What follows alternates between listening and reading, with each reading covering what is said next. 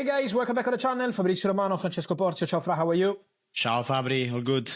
Ready to go as always to answer your questions. Today, this kind of video to open the week. It's a busy Monday at the World Cup, a busy Monday on the market. As always, many things to tell you and to clarify. And so we are ready to jump into it together with many questions regarding players who are at the World Cup, regarding players who are already maybe out of the World Cup. Movements are always happening. And so ready to jump into it.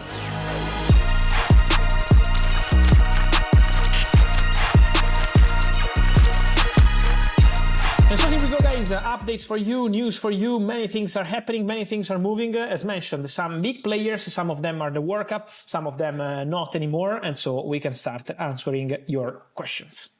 And let's start with Manchester United, because today, especially, there were so many rumors about Aurélien Tchouaméni and a possible signing for United from Real Madrid. Yeah, rumors returning about Aurélien Tchouaméni, and it's coming from Spain this time. Why so many mentions from Spain about Aurélien Tchouaméni? Because, as I always said since mid-June here on the channel, for Real Madrid, the only way to eventually consider signing a new midfielder, despite all the stories on Enzo Fernandez then denied by the club, and also more midfielders, the only way is to sell some player. And it's not enough to sell Nico Paz to Como, it's not enough to sell Dani Ceballos. Ceballos is leaving on a free transfer. So it's not enough to make space only with these two players. Real Madrid would need more in order to add one more midfielder to the squad of Jose Mourinho. And that's why we have so many questions again and so many reports again on Aurélien Tchouaméni. What I always said, and I maintain also today, is that internally at Manchester United, Tchouaméni has always been seen as the perfect signing for midfield. Top player, elite mentality, world class, so they consider Tchouaméni as the perfect replacement for Casemiro. Then, the point here is on two topics. The first one is the salary. Tchouaméni is on a very big salary at Real Madrid, and at the moment the understanding is that Manchester United made already clear to those close to Tchouaméni in the contacts they had over the recent months that the only way for Tchouaméni to go eventually to Man United is on a different salary. And so that's the first issue. The second issue is Real Madrid.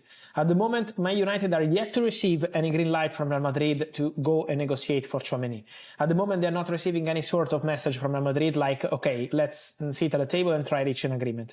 So the question is, could be the dream signing for Man United? For sure. He's a player they like, they love, but at the same time, the Tchouaméni situation could be complicated because of the salary and what Real Madrid decide. So the first step has to be Real Madrid to say to Man United, okay, we can sell the player. So we have to be patient, but for sure the appreciation is confirmed, and what I've always been mentioning here on the channel.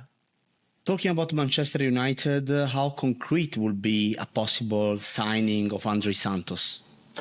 André Santos is a possibility for Man United as well. Obviously, completely different profile of player. Don't forget that Man United are busy with midfielders, so we have to wait for the verdict on Ederson medical. Then Man United will have to decide on midfield in general after the injury of Manuel Ugarte. For André Santos, they had a contact with the agent of the player, and it's not the first contact, because it's something that started a long time ago. In February and in March, Man United had two meetings with Giuliano Bertolucci, the Brazilian agent who represents André Santos. So there is a good feedback between Man United and André Santos. He's a possibility. He's a name that also Christopher Vivel, who was at Chelsea and then joined Manchester United management, knows very well. So for sure he's one of the names on the list. At the moment, Chelsea are yet to receive any bid from Manchester United, but he's one of the names on the list at Man United, and I can confirm what I was saying yesterday. Chelsea are prepared to let André Santos leave in case of good proposal. They're not desperate to sell André Santos, so if the player ends up staying, Chelsea are happy because he's a talent, he can develop. But in case of big proposal, I mean, it's not 20 or 30 million pounds, has to be way more than this, eventually Chelsea could consider his exit. So André Santos could be for sure one to watch in the next weeks.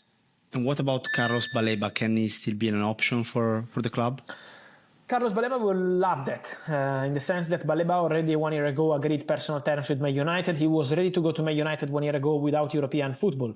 So imagine how much he would like to go to United. But at the moment, Baleba and his agents are yet to receive any fresh message from Manchester United. So while for Tchouaméni is a name always discussed internally, while André Santos is a player that they discussed with his agents and is a target in the sense of being in the list, for Baleba at the moment, Man United are aware of the player desire, he would be super keen on joining Manchester United, but at the moment United have not returned with an approach or a proposal to Brighton. So at the moment the Baleba topic, I think it's a little bit cold. Then if the big topics, the big names and negotiations collapse, let's see eventually what happens. But at the moment it's just player big desire, but at the moment that's it. We also have a domino effect right now in Europe between Atlético Madrid and Paris Saint-Germain. There was also an important news shared by yourself today. Yeah, and it's exactly what I was mentioning 10 days ago here on the channel. The plan is going as we expected, because Kang-in Lee will be a new Atlético Madrid player. It's a here we go. The agreement has been closed today between Atlético Madrid and Paris Saint-Germain. Now it will take some days to complete the paperwork, sign the contract, so complete all the formal steps of the deal. But Atlético Madrid will pay up to 40 million euros package for Kang-in Lee. The player already said yes some time ago. And so the next two targets for Atlético after Alejandro Grimaldo, as I mentioned, are Kang-in Lee, who is coming very soon, and the next one is going to be Morten Hjulmand. So Atlético Madrid are very busy on the incomings, but for Kang-in Lee we can consider the deal done, and Paris Saint-Germain are making space for the new signings they want to do up front. So Maghnes Akliouche is the exclusive story from 2 weeks ago. The agreement with the player is not a problem. Akliouche is super keen on a move to Paris Saint-Germain. He wants to go to Paris Saint-Germain, and Monaco are aware of that. Now Monaco and Paris Saint-Germain are in conversations. They are negotiating. Monaco already rejected 2 approaches from Paris Saint-Germain. Why? Not just because of the money, but also because they believe that maybe Premier League clubs can get involved for Akliouche maybe in the next days or weeks after the World Cup. At the same time, the player is giving priority to PSG. Akliouche would love to go to PSG, and so at the moment, the possibility of seeing Kang-in Lee to Atletico and Maghnes Akliouche to Paris Saint-Germain in this domino effect is something getting more and more concrete every single hour, I would say. Last one for today in this video, Fabri, is about Chelsea. What are the options they're working on right now? Yeah, the Granit Xhaka story, we clarified in the last 2-3 days that Sunderland don't want to sell the player, so it's not about the price, it's not about offering 8, 10, 12, 20, they just don't want to sell the player, and Chelsea respect that. They have a good relationship with Sunderland, so at the moment the story is completely cold and on standby. For Chelsea, we have to keep a close eye to the situation of Pep Chavarría, because Pep Chavarría is ready to go to Chelsea, has an agreement on personal terms, this left back from Rayo Vallecano, and Chelsea, from what I understand, are ready to send a new official bid in the next days. So Chelsea will return to the table with a new proposal for Chavarría and could be the next signing for Chelsea in terms of fullbacks after Marco Palestra on the right. And then for Chelsea, don't forget also the name of Maxence Lacroix, because contacts continue for Maxence Lacroix to Chelsea. At the moment, we have to be patient in terms of replacement. Crystal Palace let their top player go only when and if they believe the fee is right and they have the replacement. And that's going to be also the case with Lacroix, with Chelsea still pushing to get Maxence Lacroix behind the scenes. Fabri, I don't know if you have something else, otherwise we can close it here for today. Yeah, I think we said it all. As always, guys, remember to stay tuned here on the channel for the latest, to send in your questions. As you can see, we are here replying. Thank you for being always here on the channel, and see you soon in the next days. Don't forget to subscribe to the channel and to turn on the notification bell with all the news every single day.